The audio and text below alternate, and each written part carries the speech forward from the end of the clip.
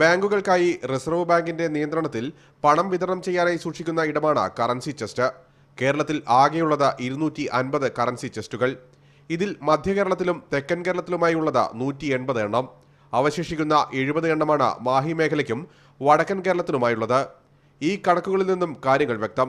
2000-ന്റെ currency നോട്ടുകൾ പോലും വടക്കൻ കേരളത്തിലെ ബാങ്കുകളിൽ ആവശ്യത്തിന് ലഭ്യമല്ല.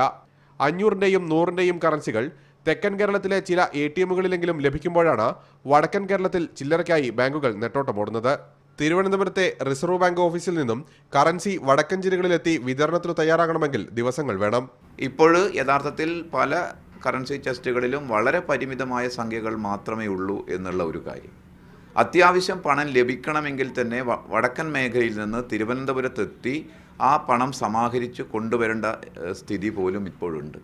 ആഴ്ചയിൽ 24,000 രൂപ പിൻവലിക്കാമെങ്കിലും പണമില്ലാത്തതിനാൽ 10,000 രൂപയിൽ താഴെ മാത്രമാണ് പല ബാങ്കുകളും ഇടപാടുകാർക്ക് നൽകുന്നത്. കോഴിക്കോട് മെഗാ ചെസ്റ്റ് സ്ഥാപിച്ച് പ്രതിസന്ധി ഒഴിവാക്കാൻ റിസർവ് ബാങ്ക് തയ്യാറാകണമെന്ന ആവശ്യം ജീവനക്കാർ മുന്നോട്ട് വയ്ക്കുന്നു. PL Kiran, Media 1, Kozhikode.